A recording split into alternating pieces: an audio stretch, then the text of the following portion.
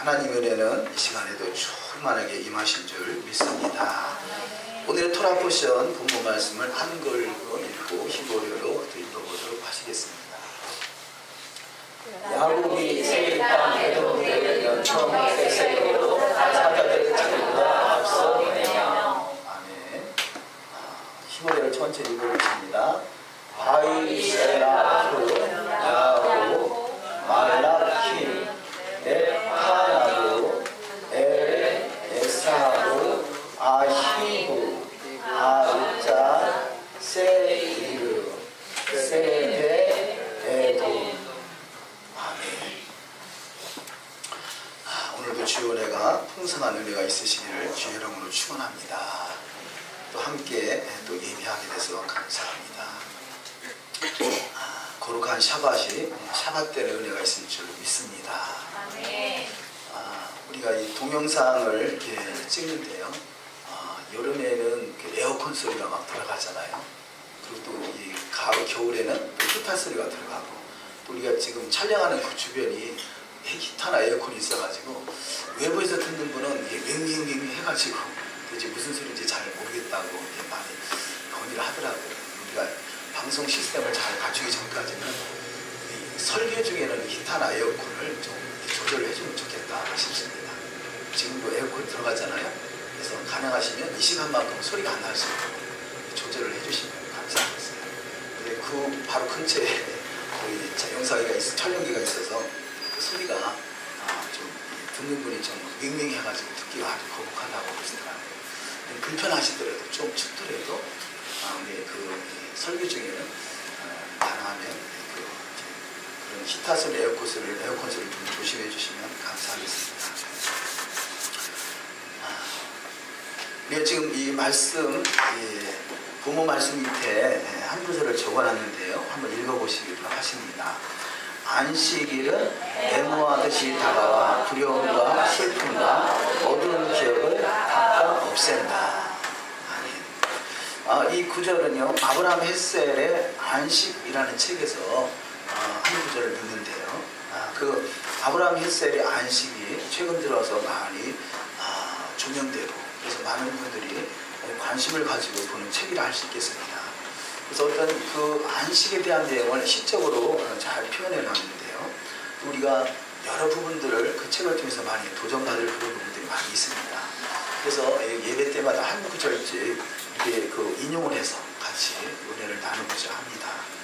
이 오늘 본문 인용된 말씀은 안식일은 애무하듯이 다가와 두려움과 슬픔과 어두운 기억을 다 없앤다, 이렇게 표현하죠. 그래서 유대인들은 안식일을 신부라 그럽니다. 안식일은 신부라. 그래서 신부가 지금 안식일이 애무하듯이 다가온다는 얘기는 이 말씀을 신부로 바꿔 읽으면 신부가 애무하듯이 다가와, 이렇게 우리가 읽을 수 있겠죠. 그래서 신부가 안식일은 신부. 그래서 우리가 안식일을 다루는 것을 신부를 다루듯이 다룬다는 거죠. 사랑하는 여인이, 신랑이 그 사랑하는 남자가 사랑하는 여자를 다룰 때 얼마나 소중하게 다루겠어요. 그래서 안식일은 애무하듯이 다가온다. 그래서 이렇게 아주 시적인 표현으로 표현하죠. 그래서 우리 가운데 이 샤밧은 그야말로 사랑하는 신부가 우리 가운데 다가오듯이 신부를 대하듯이 대하는 것. 그럴 때 우리가 그렇게 이 안식 샤밧을 대할 수 있다면 바로 이 주님을 깊이 만날 수 있는 복된 시간들이 다 되실 줄 믿습니다. 그래서 안식일이 애무하듯이 다가와서 두려움과 슬픔과 어두운 기억들을 다 닦아주신다는 거죠. 닦아주신다. 우리가 소위 은혜 받는다 그러잖아요. 은혜 받으면 머릿속에 싹 지워진다 그럽니다. 아무것도 생각이 안 나는 거죠. 아무것도 생각 안 하는 것. 그래서 이 두려움과 슬픔과 어두운 기억들을 싹 닦아지고 지우개로 싹 지우듯이 그런 옛 것들은 싹 지워지고 또 말씀으로 새롭게 채워지는 은혜가 또 있어야 될 줄 믿습니다. 그래서 이 안식일은, 그래서 이 샤밧은 이 하나님의 나라에 하늘의 천상의 세계의 모든 영들이 총동원돼서 이 땅에 파송되는 날이다, 표현합니다. 그래서 이 샤밧은 우리가 샤밧을 거룩하게 구별하여 지키는 그 순간에 하나님의 영으로 충만하게 채워지는 시간인 거죠. 그래서 하나님의 영으로 충만하게 채워져서 그야말로 두려움과 슬픔과 어두운 기억들이 닦아지는 정도가 아니라 이 땅은 하나님의 영으로 다스리는 세상인 것이죠. 근데 우리가 생육하고 번성하고 충만하고 만물을 다스리라는 권세를 주셨지만 그러나 이 샤밧이 충만하고 채워지지 않는다면 오히려 세상에서 치일 것입니다. 우리는 바로 이 샤밧이 거룩하게 구별돼서 세상을 지배하고 정복하고 다스릴 수 있는 아담에게 허락하신 그 축복들이 반드시 이루어지는 복된 여정들이 다 되시기를 주의 이름으로 축원합니다. 그래서 6일 동안 이 세상에서 열심히 일하되 바로 7일째는 안식하라는 것은 바로 하나님의 영으로 충만하게 채우라는 것이죠. 그래서 어떤 사람은 7일 동안 열심히 일하는데 우리는 왜 6일만 일하고 하루는 쉬라고 그러냐, 그러면 하루가 손해지 않느냐라고 생각하지만요, 어찌 그렇지 않습니까?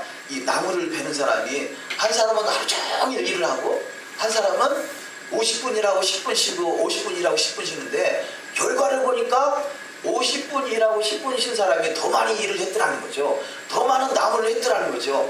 왜 그런가 봤더니 이 한 사람은 50분 일하고 10분 쉬는 동안에 열심히 낫을 가라는 거예요.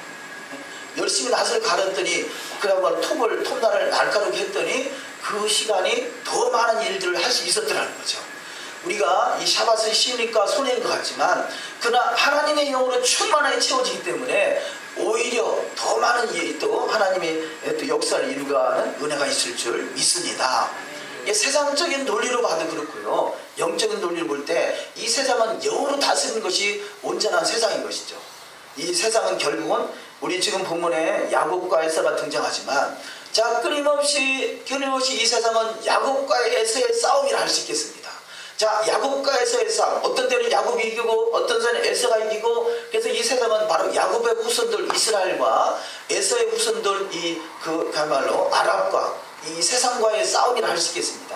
근데 정당에 오늘 본문 말씀에 오바댜서는 바로 에서의 후손들인 에돔의 멸망을 말하고 있는 것입니다.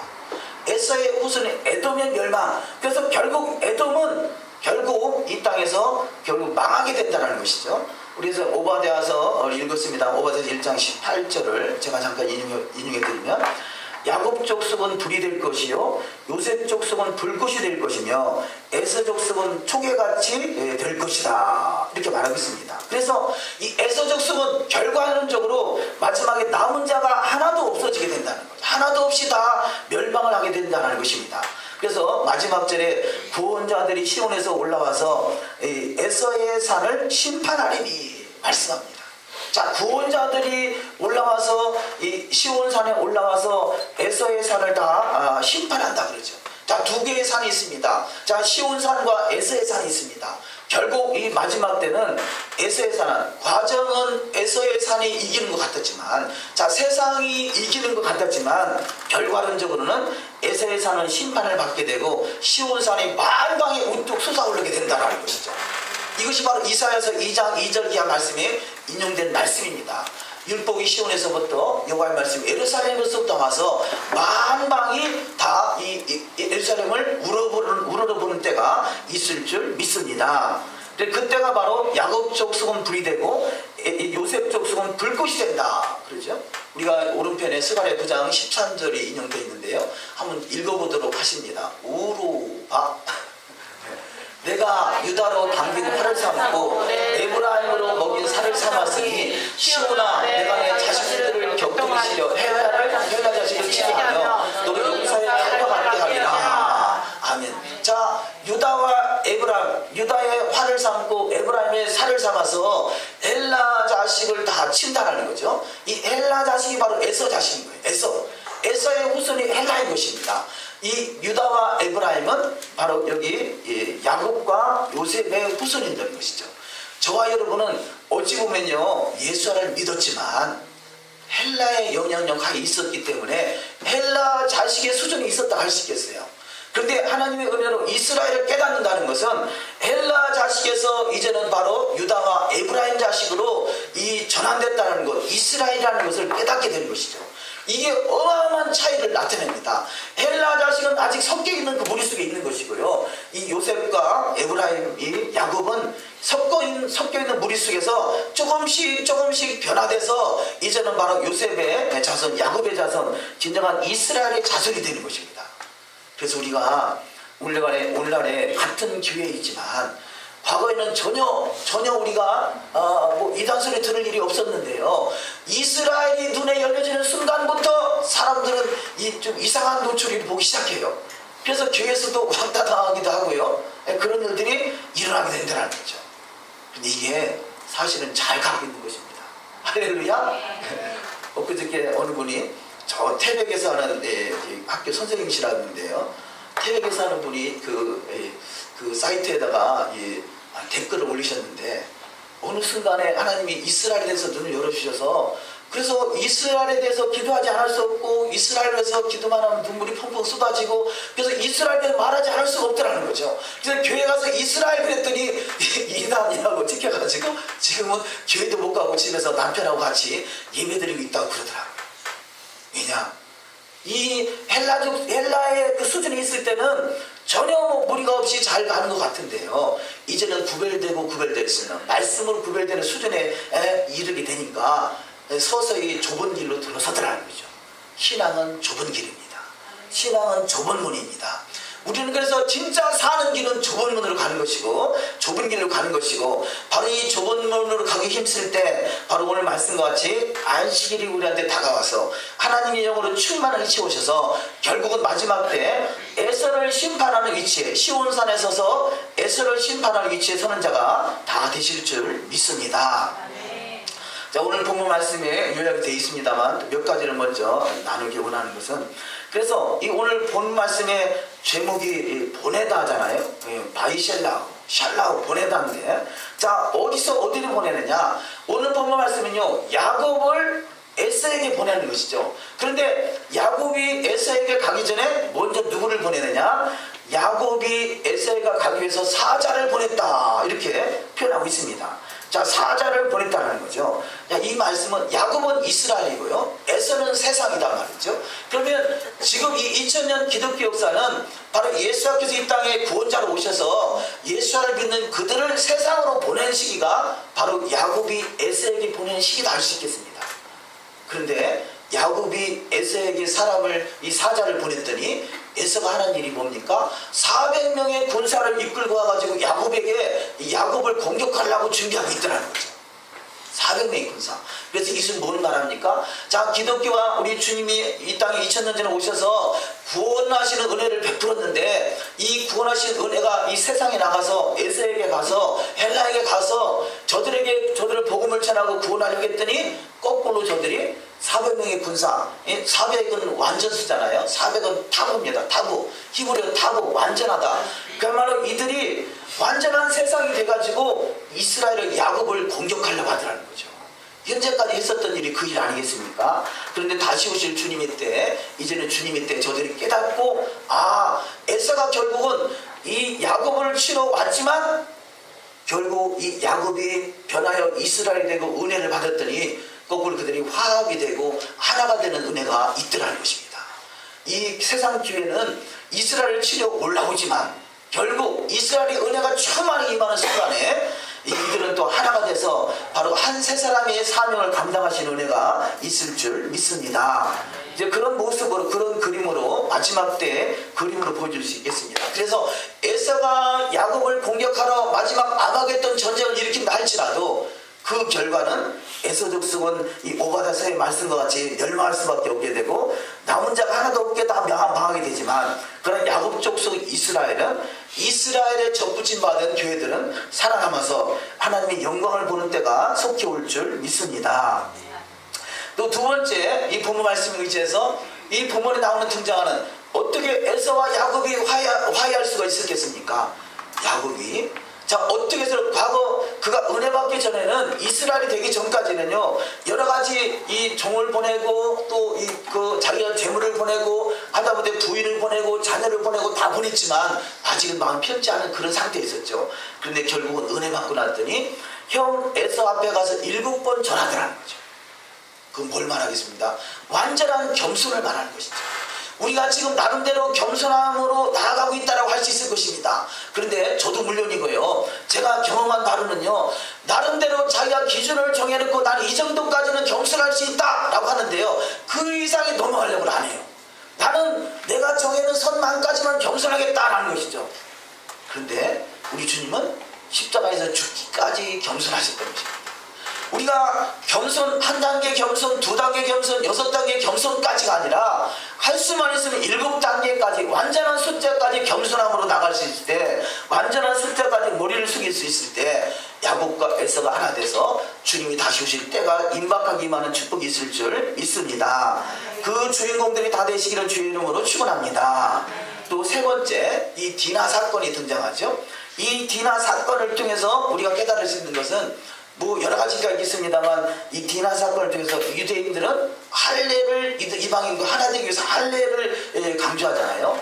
물론 이 디나 사건을 통해서 할례는 잘못된 곳에 악용되고 있지만 유대인들이 할례를 얼마나 소중하게 여기고 있는가 하는 것입니다. 우리는 날마다 마음에 할례가 이루어지는 축복이 있어야 될 줄 믿습니다. 시내산에서 토라는 단번에 주어진 사건이지만 우리 가운데 말씀은, 우리가 예배 때마다 말씀을 읽지 않습니까?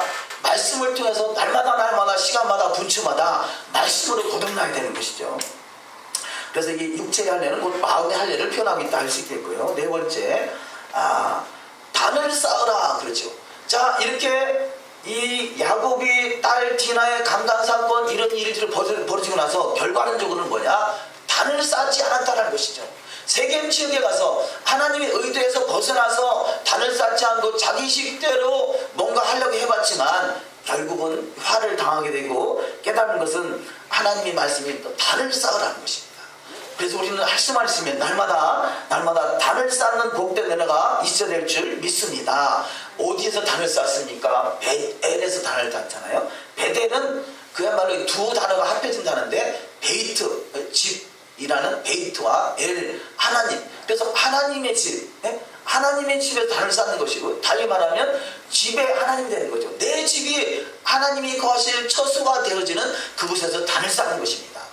우리가 나름대로 내가 하나님의 성전이다 말하고 있지만 내 속에 섞여있는 무리가 가득하다면 하나님이 섞인 무리 속에서 그야말로 거룩하게 구별된 무리가 되기를 원하시고, 거룩하게 구별된 그곳이 바로 하나님의 제단을 쌓는, 단을 쌓는 장소가 될 줄 믿습니다. 자, 그 다음에 나오는 사건이 라헬의 그 베냐민을 낳다 죽어지는 사건입니다. 라헬은 어찌 보면 야곱이 가장 사랑했던 여인이에요. 그런데 문제는 사랑했던 여인 라헬을 할지라도 그가 드라빔이라는 우상을 품고 있는 한도 내에서는 라헬도 야곱이 사랑했던 라헬도 죽을 수밖에 없더라는 것이죠. 드라빔을 품고 있는 한, 우상을 품고 있는 한 죽을 수밖에 없더라는 것입니다. 저와 여러분이 하나님의 사랑을 받습니다. 그럼에도 불구하고 우리 안에 우상이 제거되지 않는다면 우리는 죽을 수밖에 없다는 거죠. 자, 우상이 뭐겠습니까? 우리가 이 야고보서 1장에 보면, 야고보서에 보면 이 그 가늠하는 여인들이요, 세상과 짝하는 것이 하나님 앞에 음행하는 것인지 너희가 알지 못하느냐고 그러죠. 우리가 남녀간에 음행을 저지르는 것만이 음행이 아니라 세상과 짝하는 것이 음행이라는 것입니다.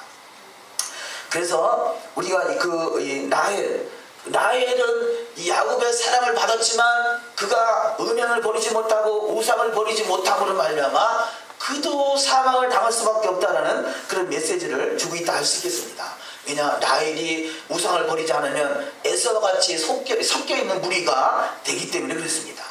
그래서 이 마지막 때 어찌 보면 그러잖아요. 저도 그런 말을 많이 듣는데, 일요일 주일을 지키게 되는가, 토요일 사밧을 지키게 되는가. 그런데 내가 보니까 일요일 주일 지키는 이 교회도 하나님이 여기 역사하더라, 뭐 이렇게 표현해요. 그러니까 하나님이 역사하는 건 마찬가지 않느냐. 샤밧 예배 드리는 교회도, 샤밧 교회도, 안식일 교회도 그렇고요, 일요일 예배 드리는 주일도 성령을 역사하더라 그거죠. 자, 그렇다면요, 자, 성령이 역사하지 않는다는 것이 아니라 성령이 역사한다 하실지라도 결국 심판은 내가 개인적으로 받는 거 아니겠습니까? 그래서 하나님의 역사가 교회가 없다는 것이 아니라, 주일 성수하는 교회가 없다는 것이 아니라 그 자신이 성령으로 말미암아 구별되지 못한다면, 마음과 생각에 토라가 기록되고 구별되지 못한다면 심판을 면할 수 없다는 거죠. 다들어 주여 주여 하는 자마다 다 천국에 이를 것이 아니라는 것이죠. 말씀으로 구별돼서 불법을 행하는 자에서 이제는 합법적인 신앙이 될 때 주님 앞에 가서 참으로 잘했다 칭찬받는 복된 은혜가 있을 줄 믿습니다. 그래서 라헬이란, 야곱의 사랑받는 라헬도 심판을 면할 수 없다는 것을 기억한다면, 우리 속에 있는 모든 우상들이 싹 제거되지 않으면 우리도 심판을 면할 수 없다는 것이죠. 물론 이 우상이 몇 가지 들어있느냐, 10개 중에 9개 들어있느냐, 1개 들어있느냐, 그런 개념이 아니라, 내가 주님 앞에, 말씀 앞에 오는 자, 주님을 사랑하기 때문에 그 말씀 앞에 떠는 자가 되느냐. 그래서 말씀을 날마다 두렵고 떨림으로 우리가 받을 수 있는 복된 은혜가 있어야 될 줄 믿습니다. 자, 오늘 본문 말씀의 본문으로 잠시 말씀을 함께 나누도록 하시겠습니다. 첫 번째, 보내심을 받은 자. 보내심을 받은 자, 바이샬라, 보내다, 샬라, 그죠? 샬라, 보내다, 가게 하다, 떠나게 하다, 물리치다, 이혼하다. 이 바이샬라, 이 샬라운의 수치가 338인데요. 같은 수치를 가진 단어가 레부시라는 단어, 아내라는 단어인 거죠. 또 베니제라, 그래서 잉태하리라. 자, 그래서 이 가장 첫 번째, 이 보내심을 받다라는 것은요, 가장 첫 번째 이 단어가 사용된 데가 창세기 3장인데, 결국은 에덴 동산에서 쫓겨나는 것은요, 보내심을 당하다, 이혼당하다, 그런 의미로 우리가 이해할 수 있겠습니다. 창세기 3장 22절을 한번 읽습니다. 여호와 하나님이 이르시되, 보라, 이 사람이 선악을 아는 일에 우리 중 하나같이 되었으니 그가 그의 손을 들어 생명나무 열매를 따먹고 영생할까 하노라 하시고. 아멘. 손을 들다, 이것을 보내심을 받다라는, 들다, 움직이다, 그런 의미죠. 그래서 이 샬라흐, 결국 생명나무를 따먹지 못하게 됐다라는 것은 결국은 이혼당했다, 그런 의미로 볼 수 있겠습니다. 자, 그런데 이혼당했던 이가 이 잉태하는 축복을 얻게 되죠. 그래서 민수기 5장 28절을 읽습니다. 그러나 여인이 더럽힌 일이 없고 정결하면 해를 받지 않고 잉태하리라. 잉태한다라는 것은 다시 에덴으로 돌아가는, 주님과의 관계가 회복된다는 그런 메시지로 우리가 이해할 수 있겠습니다. 우리가 더럽힌 일이 없고 더욱더 정결해짐으로 생명, 새 생명을 날마다 잉태하는 자가 되시기를 주의 이름으로 축원합니다. 두 번째 말씀, 야곱이 가나안으로 다시 돌아오는 것은 에덴에서 내보냄을 당했다가 새 사람으로 거듭난다라는 의미를 주고 있습니다. 우리가 과거에는, 자, 에덴에서 쫓겨난 우리가 예수를 믿었지만 다시 에덴으로 돌아간다, 가나안 땅으로 돌아간다는 의미가 없었잖아요. 그것은 그냥 이혼당한 상태로 아직까지 살아가는 수준이었다면, 그가 가나안 땅을 사모하는 마음을 가졌다는 것은 다시 잉태해서 가나안 에덴이 회복되는 그런 메시지를 주고 있다고 할 수 있겠습니다. 첫 번째, 에서와 야곱의 세계적인 투정, 우리가 쭉 말씀 나눴습니다만, 이 결국 에서와 야곱의 사건이, 창세기 있는 사건이 지금까지도 계속 진행되고 있다는 것이죠. 창세기 3장 15절을 읽습니다. 내가 너로 여자와 원수가 되게 하고 너의 후손도 여자의 후손과 원수가 되게 하리니 여자의 후손은 내 머리를 상하게 할 것이요 너는 그의 발꿈치를 상하게 할 것이니라 하시고. 아멘. 자, 이것이 최초의 복음이다, 이렇게 표현할 수 있는데요. 결국은 야곱이 에서의 발꿈치를 잡아서, 결국 우리가 본질상 진노의 자녀라고 그러잖아요. 내가 태어난 것은 바로 진노의 자녀, 에서의 후손이었다면 야곱의 발꿈치 사건을 통해서 우리가 다시 에덴으로 돌아갈 수 있는 기회를 부여받은 줄 믿습니다. 두 번째, 에서는 흙으로 돌아가는 밭의 채소와 같은 자다. 에서가 에세부, 같은 어원으로 보면요, 풀잎, 부드러운 새싹, 종류, 이런 뜻을 가지고 있고요. 싸대, 밭은, 들은 에서와 관계 있는 단어로 에서는 들사람이라는 의미를 가지고 있습니다. 그래서 세 번째, 에서는 들사람을 흙에 속한 사람이 하루살이와 같은 자다 말하는 것이죠. 욥기서 4장 19절을 읽습니다. 하물며 흙, 집, 우리들의 육신에 살며 티끌, 세상 인간은 흙에서 흙으로 털을 삼고 하루살이에게라도 눌려 죽을 자이겠느냐. 아멘. 우리는 육신에 속해서 하루살이와 같이 죽을 자가 아니라 이 영에 속해서 영원한 생명을 누리는 복된 자가 되는 줄 믿습니다. 아멘. 그래서 세 번째, 에서가 400인을 거느리고 오지만 결국 이것은 악한 자의 언약. 그래서 이 심판은 바로 언약은 쪼개다라는 의미를 가지고 있습니다. 언약 백성이 되면 하나님의 언약 안에 거하서 하나님의 영광의 나라에 입성이 되지만 언약을 어기는 자는 쪼개진다는 그 에서의 메시지를 받을 수 있겠습니다. 두 번째 기회는 이스라엘입니다. 첫 번째 말씀으로 야곱이 이스라엘의 칭호를 얻은 것은 장자권을 회복하는 것이다. 왜냐하면 이스라엘은 하나님의 장자로 세움을 받았기 때문입니다. 저와 여러분은 이스라엘이 열려진다는 것은 장자의 축복을 얻는 하나님의 은혜가 있는 줄 믿습니다. 어쩌녁에 에레보 샤바 때 한 분 손님이 한 분 오셨는데요. 이 나이가 아직 30대 초반인데 은혜를 받아가지고 이스라엘의 눈이 열린 것이에요. 그래서 지금 당장에 이스라엘 가려고 좋은 직장도 내려놓고 내년 뭐 초에 1, 2월 달에 직장 정리하고 이스라엘 가려고 준비하고 있다고 그러더라고요. 이스라엘이 이루어지니까 못 견디겠는 것이에요. 가서 이스라엘 땅에 가서 내가 파수꾼의 사명을 감당하겠다. 파수꾼의 기도자의 사명을 감당하겠다고 그러더라고요. 그래서 대화를 나눠보니까 이스라엘에 열려진 내 토라는 아직이요. 그래서 너무 안타까워가지고 형제님, 이스라엘에 열려지고 이스라엘에서 기도하는 것은 당연한 것이고 이스라엘 사명을 받은 것은 큰 축복입니다. 그런데 지금은 제가 보기에는 준비해야 할 때입니다. 지금 이스라엘이 열려진 것은 하나님이 토라를 열기 위한 관문으로 이스라엘을 눈이 열어주신 것인데 지금 이스라엘이 열려진 그 수준만 가지고 가면요, 내가 지금 다 된 것 같지만 이제 시작에 불과한 것입니다. 그래서 조금 더 준비하시고 가시면 어떻겠습니까? 이 권유를 했는데요. 우리가 지금 이스라엘에 하나님께서 눈을 열어주시는 사람들이 여러 개 있는데 이것이 시작이라는 것을 알아야 되는데 그 시작, 이제 막 시작만 가지고 막 이렇게 뛰어들려, 불쑥이라도 막 뛰어들려 하는 사람들이 있더라는 것이죠. 아예 없는 것도 문제지만 이제 열려가지고 막 뛰어들어가는 것도 아직은 조금 준비가 필요하다고 생각이 듭니다. 우리가 그랬잖아요. 소위 교회에서도 은혜 받는다 그러잖아요. 은혜 받으니까 떴다 봤다 막 이래가지고 그냥 함부로 막 이렇게 사역하려고 하다가 오히려 마귀에게 뒤집어 써가지고 어려움 당한 사람이 많이 있거든요. 그러니까 우리가 은혜를 받으면 더욱더 은혜 위에 은혜가 임할 수 있도록 준비하고 말씀으로 깨어서 완전한 무기로 영적 무장이 돼야 되는데 그냥 그렇잖아요. 지금 왜 김정은이가 그 핵무기를 만들려고 하겠어요. 완전한 무기를 가지고 있겠다는 거잖아요. 그냥 소총 한 자리 가지고 내가 미국에 쳐들어가리라 이게 아니잖아요. 네? 더욱더 완벽한 무기, 우리에게 완전한 무기는 토라가 되는 줄 믿습니다. 토라가 온전히 회복돼서 이스라엘에 간다면 얼마나 큰 일을 할 수 있겠어요. 그러나 토라가 없이 이스라엘 가면 기도는 할 수 있을지만 말 한마디 못하고 돌아올 수도 있단 말이죠. 우리가 더욱더 이 마지막 때 이 장자권의 축복을 회복하기 위해서 말씀으로 잘 준비되는 은혜가 있어야 될 줄 믿습니다. 어쨌든 제가 권면을 했습니다만 어떻게 결정할지 모르겠어요. 당장에 뛰어들고 좋은 직장 내려놓고 당장 이스라엘을 뛰어갈지 아니면 준비해야 될지 우리는 지금 준비할 때라고 생각합니다. 때가 되면 하나님께서 그 완전한 자리로 이끄실 줄 믿습니다. 세 번째, 야곱이 에서에게 팥죽으로 장자권을 사는 것은 바로 성경을 응하게 하기 위함이라는 거죠.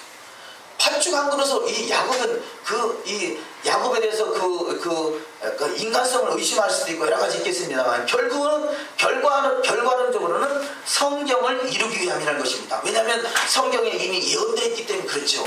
야곱이 장자권을 갖게 된다는 것은 성경에 예언된 말씀입니다. 그래서 성경에 예언되는 말씀을 성취하는 것이 아주 중요한 것이죠. 물론 이 야곱이 그렇게 되기까지는 이 어머니 리브가의 그 도움을 받고 그런 상황들이 전개되지만 리브가는 말씀을 이루는 사람이었고 그래서 야곱은 어찌 보면 이삭이죠. 이삭은 자기 편의주의로 결정을 하려고 했다라면 바로 리브가는 말씀대로 이루어가는 사람이었다는 것을 성경을 통해서 볼 수 있습니다. 두 번째, 믿음을 갖는 것은 이스라엘 집으로 돌아가는 것입니다. 마태복음 15장 24절 읽습니다. 예수께서 대답하여 이르시되 나는 이스라엘 집에 잃어버린 양 외에는 다른 데로 보내심을 받지 아니하였노라 하시니. 아멘. 이스라엘 집에 잃어버린 양이잖아요. 자, 잃어버린 양이 누구냐? 이스라엘 집을 뛰쳐나간 것이죠. 저와 여러분이 지금 이스라엘에 열려지는 것이 사실은 잘하는 것이 아니라 이것은 지극히 당연한 것이었던 것이에요. 근데 지극히 당연한 것이 우리는 몰랐던 것이죠. 다시 말해서 무지했던 것이죠. 이스라엘 열려지는 것도 축복이긴 하지만 그것은 지극히 당연한 것이라는 것입니다.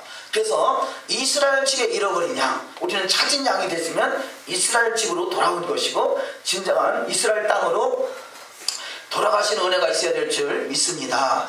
두 번째, 이방인 교회는 이스라엘 집에 접붙임 받은 자이죠. 세 번째, 교회의 허리에서 왕같은 제사장들이 나온다라고 성경은 말씀합니다. 창세기 35장 11절 이하 말씀을 읽습니다.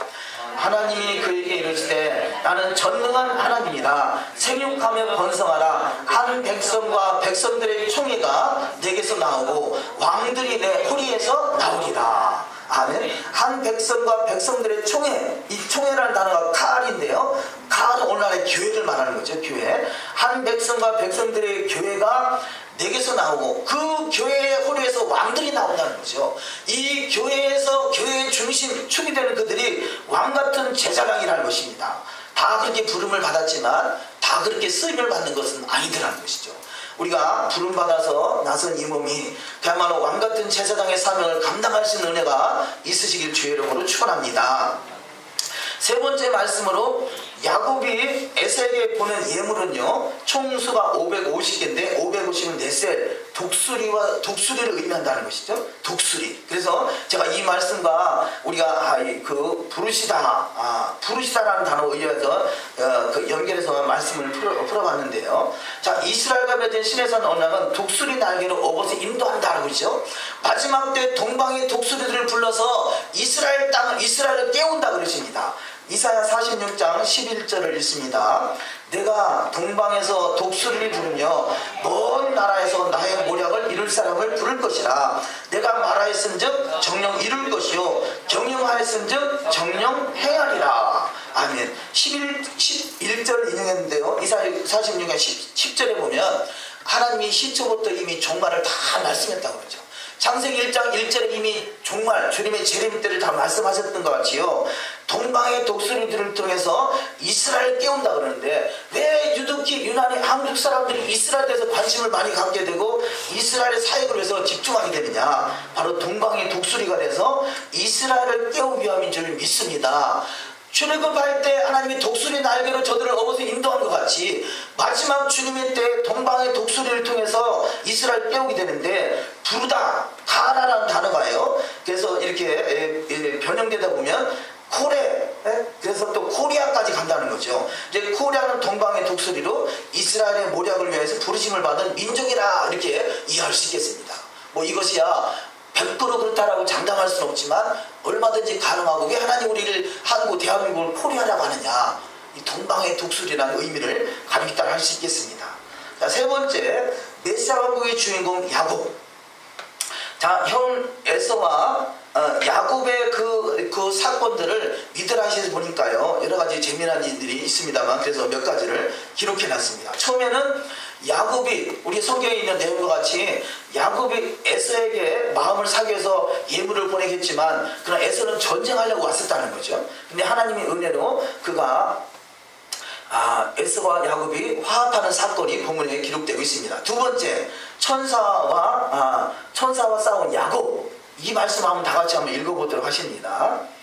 야곱의 식구들이 야복강, 다 읽어보십니다. 야곱의 식구들이 야복강 건너편에서 안전하게 지내고 있는 밤이었습니다.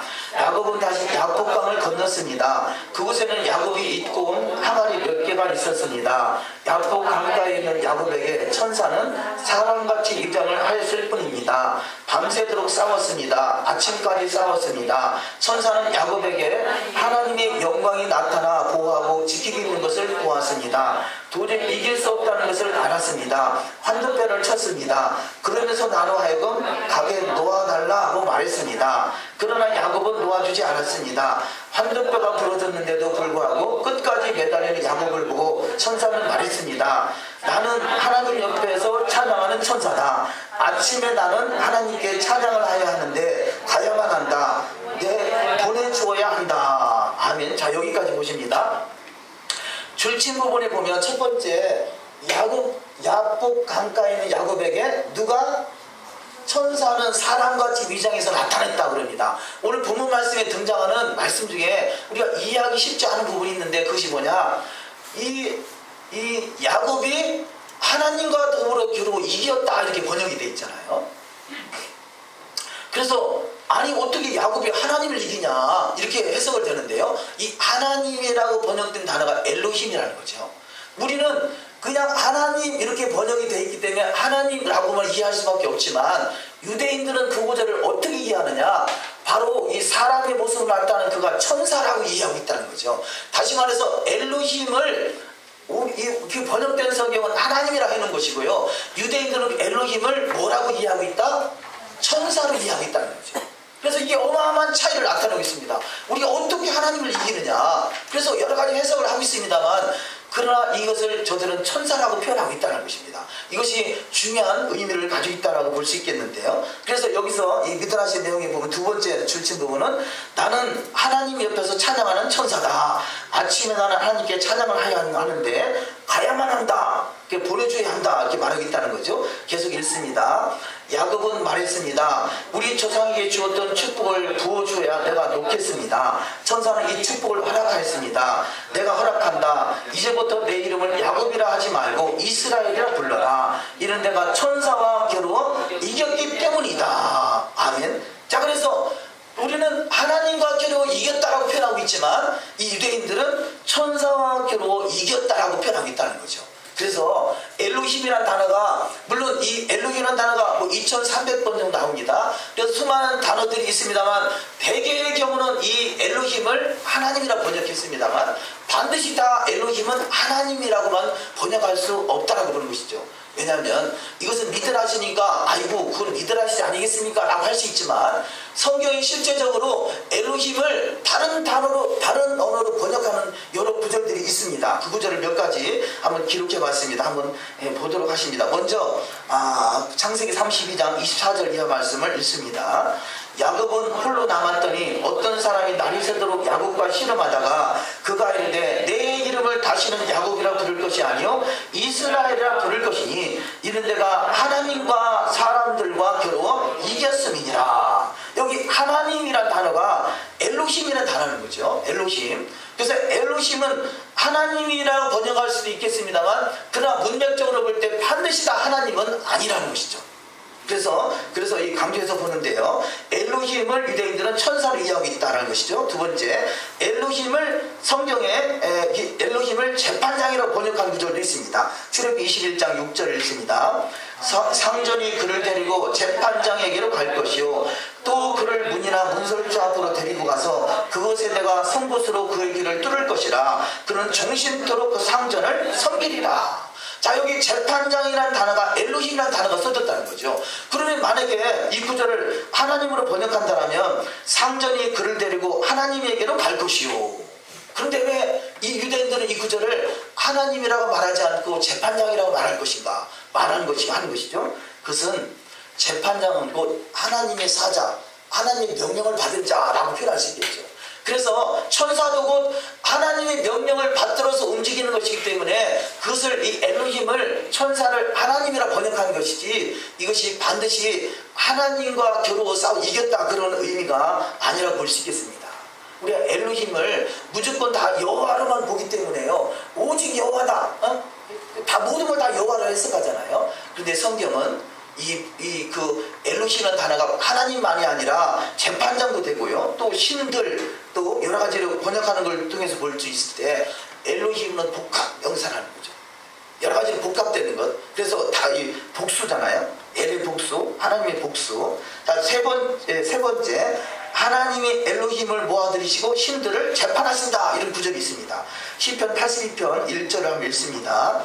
하나님이 하나님의 법정에 나오셔서 신들을 모아들이시고 재판을 하셨다. 하나님께서 신들에게 말씀하셨다.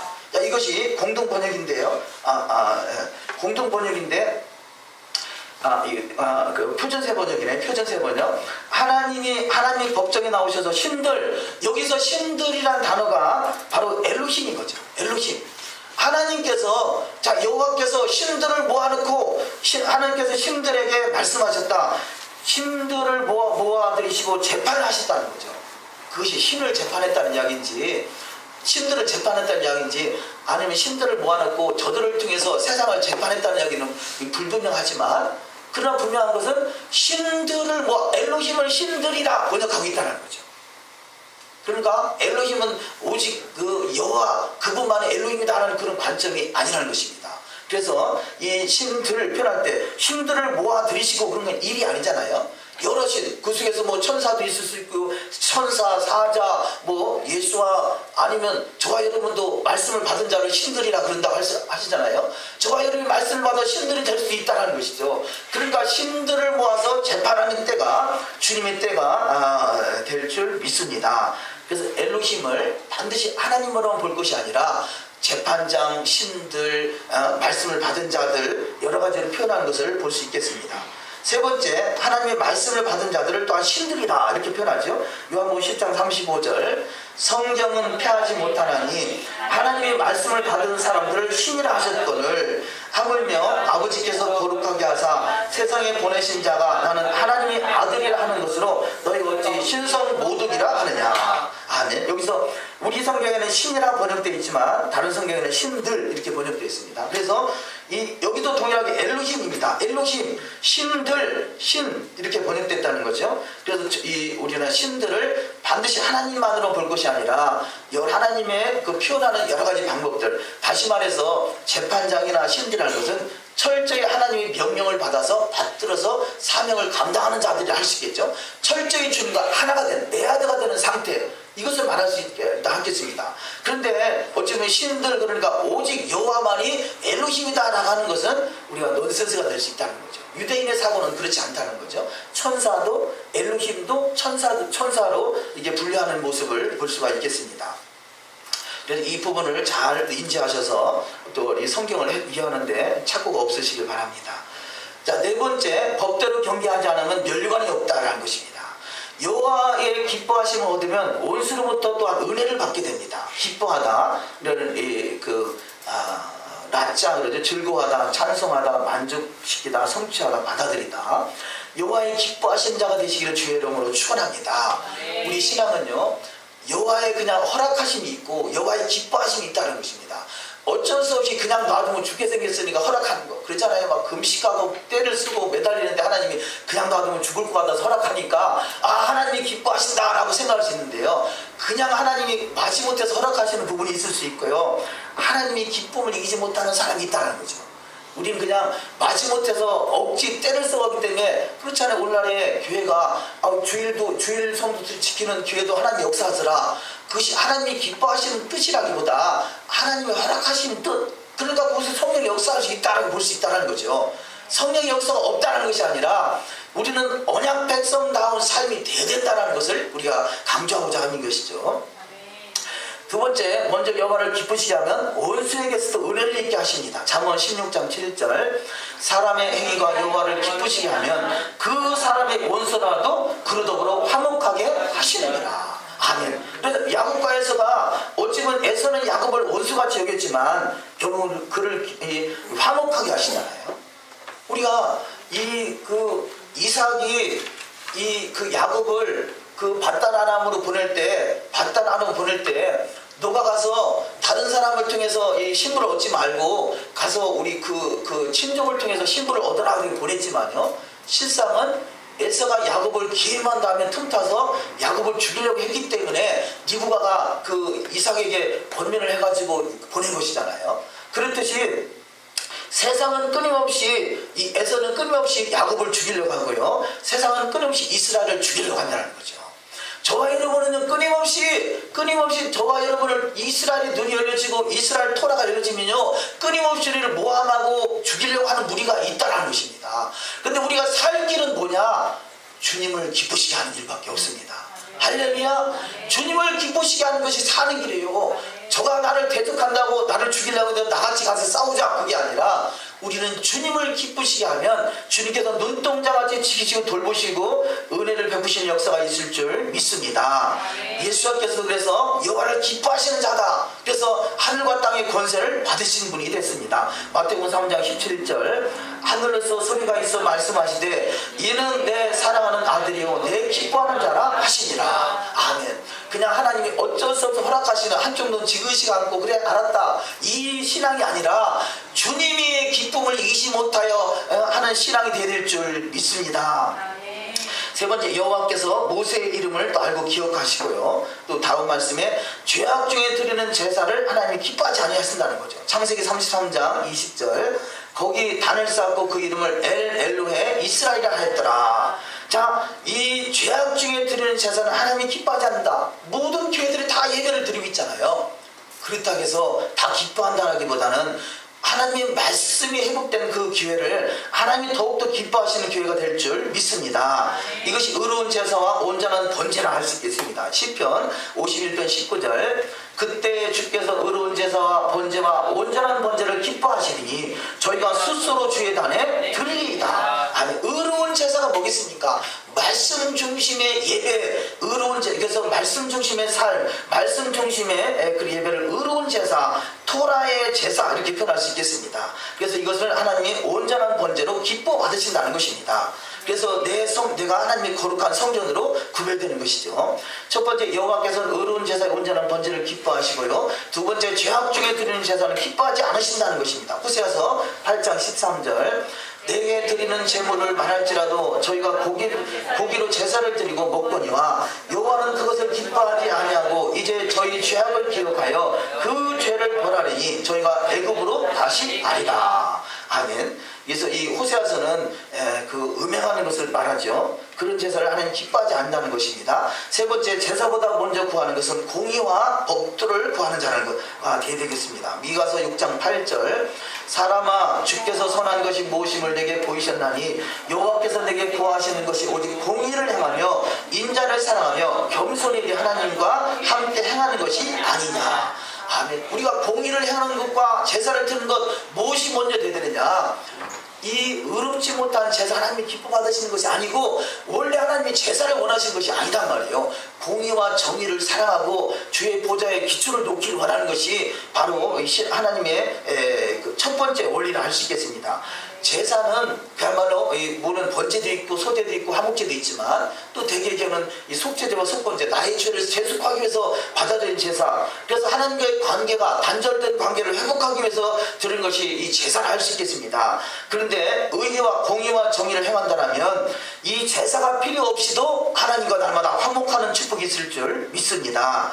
이것이 상하고 통하는 심령의 제사라 할 수 있겠습니다. 시편 51편 17절, 하나님이 구하시는 제사는 상한 심령이라 하나님이여 상하고 통하는 마음을 주께서 멸시치 아니하시리다. 아멘. 세 번째, 여호와의 심판은 하나님의 집에서부터 의로운 자들부터 심판한다는 거죠.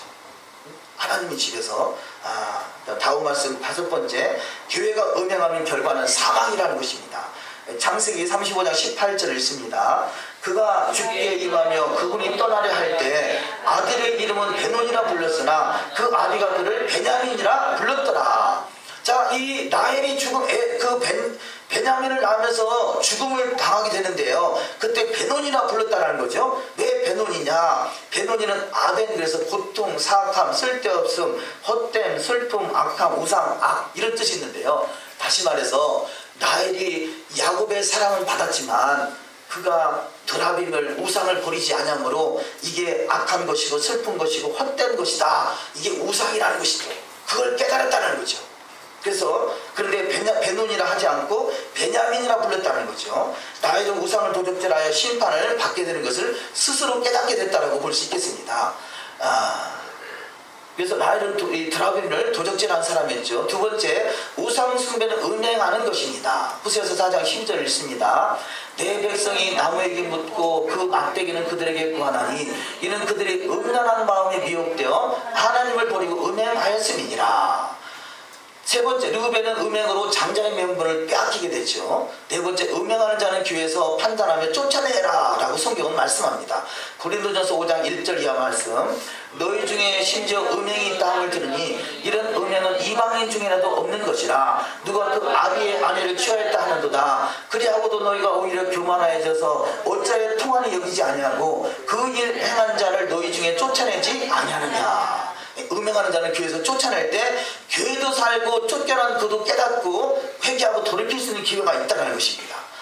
5번째 음행의 결과로 육이 보응을 받으나 영의 구원은 주원을 얻게 된다. 쫓겨난 자가 회개하고 돌이키면 그가 영의 구원을 얻게 되는 것이죠. 2번째 오른손은 구원. 그래서 베냐민은 오른손이라는 의미를 가지고 있는데 구원, 나라를 상속받음을 뜻하고 있습니다. 베냐민 강한 오른쪽 오른편. 그래서 오른손은 구원을 의미합니다. 시편 60편 5절 주의 사랑하시는 자를 건지시기 위하여 우리에게 응답하사 오른손으로 구원하소서. 주의 강력한 오른팔이 되시기를 주의 이름으로 축원합니다. 2번째 오른편은 나라를 상속받는 복받은 자라는 것을 뜻합니다. 마태복음 25장 34절 그때 임금이 그 오른편에 있는 자들에게 이르시되 내 아버지께 복받은 자들이여 나와 창세로부터 너희를 위하여 예비된 나라를 상속하라. 아멘. 베논이 헛된 자가 이제는 오른팔이 돼서 하나님의 강력한 오른팔이 돼서 하나님의 영광의 나라의 주인공이 되는 것을 볼 수 있습니다. 그래서 이 예수께서는 바로 여호와의 오른편이라 말씀합니다. 마가복음 14장 62절 예수께서 이르시되 내가 그 나라 인자가 걷는 자의 우편에 앉는 것과 하늘 구름을 타고 오는 것을 너희가 보리라 하시니 걷는 자의 우편, 바로 하나님 보좌의 우편에 바로 예수께서 앉으시고 저와 여러분이 또한 하나님 보좌 우편에 앉으시는 복된 자가 되시기를 주의 이름으로 축원합니다. 나일이라도 야곱의 사랑받는 나일이라도 우상을 버리지 않으면 결국 베논이 헛된 인생이라는 것을 고백할 수밖에 없고 그건 불법을 행하는 자서 내가 너를 도무지 알지 못한다라고 주님께서 눈을 감아버릴 수도 있다는 것입니다. 우리가 행여나 여호와의 말씀 토라로 말씀을 구별하셔서 우리 속에 있는 그런 우상들이 싹 제거되고 주님이 기뻐하시는 뜻에 따라서 주님의 마음을 감동시킬 수 있는 신앙의 여정이 다 되시기를 주의 이름으로 축원합니다. 마지막 말씀을 다 같이 한번 읽습니다. 디모데후서 2장 5절 이하 말씀 경계하는 자가 법대로 경계하지 않으면 면류관을 얻지 못할 것이며 그때 내가 저에게 밝히 말하되 내가 너희를 도무지 알지 못하나니 불법을 행하는 자들아 내게서 떠나가라 하리라. 아멘. 기도하십니다. 이 시간에 기도하기를 원합니다. 혹시 우리 속에 나엘과 같이 하나님의 사랑을 받았지만 혹시 불법을 행하는 것은 없지 않는가 깨닫게 하시고 하나님 내 안에 역사하신다고 해서 우리가 반드시 신앙이 옳다라고 볼 수는 없습니다. 우리는 더욱더 말씀을 여호와의 토라의 말씀으로 구별되어 참으로 주님 앞에 잘했다 칭찬받을 수 있는 주님을 기쁘시게 하시는 복된 신앙 되기 원합니다. 이런 그런 마음을 가지고 우리가 5가지 보내심을 받은 자 교회는 이스라엘 메시아 왕국의 주인공 야곱 법대로 경계하지 않으면 멸류관이 없다. 교회가 음행하면 결과는 사망이다라는 말씀으로 우리는 말씀대로 이루어갈 수 있는 복된 은혜, 주님의 사랑을 받은 자로 주님을 기쁘시게 하는 자로 주님을 감동시킬 수 있는 복된 자로 이 시간에 더욱더 거룩하게 걸린 이 시간에 하늘의 신령한 은혜로 하늘에서 간 모든 신령한 영으로 충만하게 채워질 수 있는 복된 시간 되기 소망해서 기도해 주시고요. 나라와 민족을 위해서 또 이스라엘 회복을 위해서 열방의 토라로 다스리는 나라가 속히 도래하기 위해서 합심해서 기도하시겠습니다. 하나님 아버지 감사합니다. 오늘도 거룩한 샤밧으로 구별되게 하시고 주의 말씀으로 우리 가운데 믿음으로 기도할 수 있도록 축복하시면 감사합니다. 아버지 안식일 우리 가운데 아버지 또한 신부로 다가와서 주님 아버지 주님을 대하듯이 우리를 함께 하시는 복된 시간을 인도하신 하나님을 찬양합니다. 우리 심령 속에 복된 평화의 열방들 아버지 나일과 같이 아버지 우상에 더러운 것들을 혹시 점철되어 있는 것은 없는가 깨닫게 하시고 철저하게 우상을 버릴 수 있는 복된 시간 되게 바랍니다. 아버지 주님께서 조명해 주시 않으면 이룰 수 없고 알 수 없고 깨달을 수 알 수 없사오니 우리 심령 속에 주의 말씀이 조명되게 하시고 우리 말씀 주님 말씀이 마음과 생각에 기록되게 하시고 그 말씀이 빛이 돼서 우리 심령을 밝히 빛이 도내가 있게 하여 주시옵소서. 그래서 우리 속에 있는 모든 혼미한 것들이 떠나가게 하시고 주님께서 은혜 위에 은혜를 베풀 수 있는 복된 아버지 기도를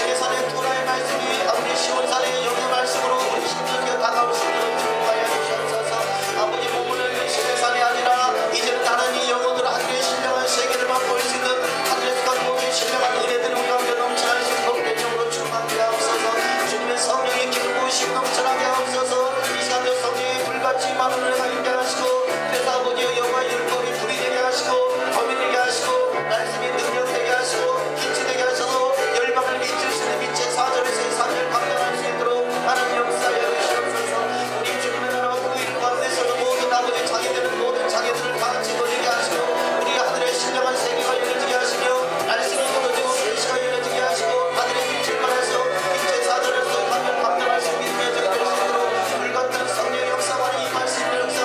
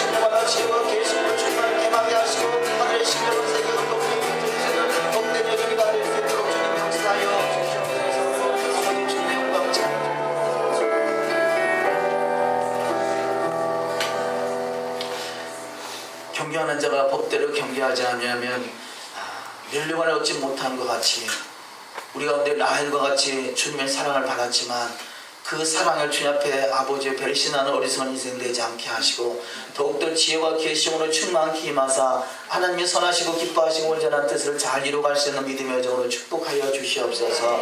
거룩하게 구별된 샤밧을 통해서 하늘의 신령한 세계를 맛보게 하시고 하늘의 영들로 충만하게 채워지는 은혜가 있게 하시고 지혜와 계시음으로 충만케 하사 마음들이 밝아지게 하시고 부르심의 소망을 깨닫게 하시고 성도의 기업으로 풍성케 하사 주님의 영광의 나라가 속히 이루어질 수 있는 일에 쓰임받을 수 있도록 역사하여 주시옵소서. 찬양과 존귀를 주께 올리며 우리 주 예수 한마시아 이름으로 기도 올리옵나이다. 아멘.